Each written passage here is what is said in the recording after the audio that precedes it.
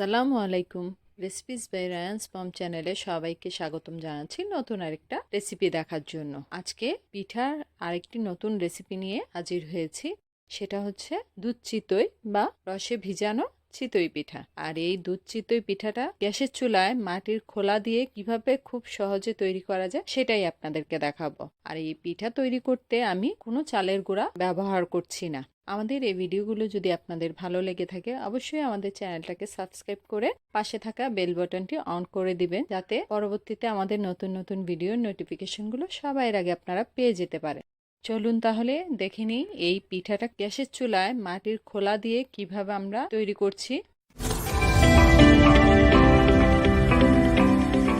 আমি এখানে 2 কাপ আতপ চাল নিয়েছি, এখানে কোনো গুঁড়ি ব্যবহার করছি না। আর এই চালটাকে আমি 6 ঘন্টা আগেই ভিজিয়ে রেখেছিলাম। খুব ভালো হয় যদি আগের দিন রাতে ভিজিয়ে রেখে পরের দিন সকালে আপনারা এই চালটা ব্যবহার করেন। সাথে নিয়েছি খেজুরের পাটালি গুড়, কোরানো নারকেল, সুজি এবং সামান্য বেকিং পাউডার। আমি এখানে একটি ব্লেন্ডার জারের যে জগটা, সেই জগটার মধ্যে প্রথমে ভেজা চালের গুঁড়াগুলো নিয়ে নিচ্ছি। আমি এখানে চালটাকে আগেই ভালো করে ধুয়ে ভিজিয়ে রেখেছিলাম এবং পানিটা ঝরিয়ে জগের মধ্যে দিয়ে দিচ্ছি। আপনারা চাইলে এখানে পোলাওয়ের চালটাও ব্যবহার করতে পারেন। আতপ চালের পরিবর্তে চিনি গুঁড়া চালটাও যদি ব্যবহার করেন সেই ক্ষেত্রে পিঠার ফ্লেভারটা আরো বেড়ে যাবে। এখানে দিয়ে দিচ্ছি 1 টেবিল চামচ সুজি, 1 টেবিল চামচ বেকিং পাউডার। বেকিং পাউডার না দিলেও চলে, তবে আমি দিচ্ছি যারা পিঠা তৈরি করতে জানেন না বা যাদের পিঠা ফুলে না তারা এই বেকিং পাউডারটা দিয়ে তৈরি করে দেখবেন, আপনাদের পিঠাও অসম্ভব সুন্দরভাবে ফুলবে। এখানে আমি 1/2 কাপের মতো পানি ব্যবহার করছি ব্লেন্ড করার জন্য এবং স্বাদ অনুযায়ী লবণ দিয়ে দিচ্ছি। এখন আমি চালটাকে ব্লেন্ড করে নিব। আমরা যারা চিতই পিঠা তৈরি করতে জানি বা চিতই পিঠার ডোটা কেমন হবে সেই জিনিসটা জানি, তারা বুঝবেন যে কতটুকু পানির প্রয়োজন হবে এই গুঁড়িটা তৈরি করতে। আমি এখানে যে পরিমাণ পানি দিয়েছি তাতে আমার গুঁড়িটা তৈরি হয়ে গিয়েছে। আমি মাঝে একবার চেক করে নিয়েছিলাম আমার গুঁড়িটা হয়েছে কিনা।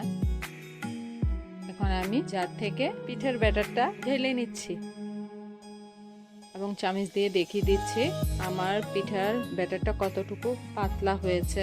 চিতই পিঠার ব্যাটার কিন্তু খুব বেশি ঘন হবে না, কারণ ঘন হলে পিঠাটা কাই হয়ে যাবে এবং খেতে মজা লাগে না। পাশে আমি একটি প্যানে পর্যাপ্ত পানি দিয়ে পাটালি গুড়টা দিয়ে দিচ্ছি, যাতে পাটালি গুড়টা গলে একটা পাতলা শিরা তৈরি হয়। এখানে আমি যে পরিমাণ পানি দিয়েছি আমার এই পরিমাণ পানি লাগবে। আপনারা আপনাদের পিঠা অনুযায়ী পানিটা ব্যবহার করবেন, কতটুকু রস আপনাদের প্রয়োজন হবে পিঠাটার জন্য। কারণ আমি এখানে দুধ দিব, কিন্তু দুধটা আমি গুড়ের সাথে মিশাচ্ছি না। অনেক সময় গুড় আর দুধ একসাথে জাল দিলে দুধটা ফেটে যায়, তাই আমি গুড়টাকে আগে জাল দিয়ে নিচ্ছি। আমি এখানে গ্যাসের চুলায় একটি খোলা নিয়ে নিয়েছিলাম মাটির, সেটা আগেই ভালো করে জাল দিয়ে গরম করে নিয়েছি এবং তেল ব্রাশ করে নিচ্ছি। আমি যে পিঠার ব্যাটারটা তৈরি করেছি সেখান থেকে 1 চামচ পরিমাণ ব্যাটার দিয়ে দিয়েছি এবং ঢাকনা দিয়ে উপর দিয়ে আলতো হাতে পানি ছিটিয়ে দিয়েছি। এই পানি ছিটানোর কারণে আমার পিঠাটা সুন্দরভাবে ফুলবে। মাশাআল্লাহ, আমার একটা পিঠা তৈরি হয়ে গিয়েছে, দেখুন কতটা ফুলেছে। একটা জিনিস খেয়াল করেছেন, আমি প্রত্যেকবার পিঠার ব্যাটার দেওয়ার আগে কিন্তু তেল ব্রাশ করে নিচ্ছি, এতে করে খোলা থেকে খুব সহজেই পিঠাটা উঠে আসবে। আমি একে একে প্রত্যেকটা পিঠা তুলছি এবং তেল ব্রাশ করে নতুন করে ডো দিচ্ছি। এটা কিন্তু প্রত্যেকবারেই খেয়াল করতে হবে যে তেল ব্রাশ করে দিতে হবে।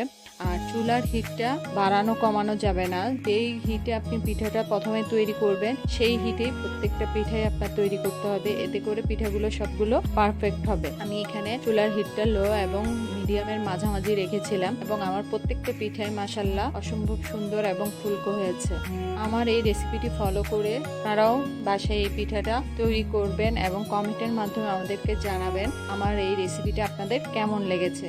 ভালো লেগে থাকলে অবশ্যই লাইক, কমেন্ট এবং বেশি বেশি করে শেয়ার করবেন, যাতে আপনাদের পরিবারের অন্য সদস্যরাও এই রেসিপিটা দেখতে পারে। কারণ আপনাদের লাইক এবং কমেন্ট আমাদেরকে নতুন নতুন ভিডিও তৈরি করার ক্ষেত্রে অনেক উৎসাহ যোগায়। আমার একে একে সবগুলো পিঠাই তৈরি হয়ে গিয়েছে। এখন আমি আগে থেকেই গুড়ের যে শিরাটা তৈরি করে রেখেছিলাম সেখানে ঘন করে রাখা গরুর দুধ ঢেলে দিয়েছি। এই পর্যায়ে চুলায় হিট রাখা যাবে না, এতে করে দুধ দেওয়ার সাথে সাথে গুড় আর দুধ যখন মিশবে তখন ছানা কেটে যাবে। এখানে কিন্তু দুধটাও আমার কুসুম গরম আর শিরাটাও কুসুম গরম। এখানে ফুটন্ত গরম দুধ এবং শিরা একসাথে মিশানো যাবে না। আমি একে একে আমার সবগুলো পিঠা দিয়ে দিচ্ছি এই শিরার মধ্যে এবং সারা রাতের জন্য আমি রেখে দিব।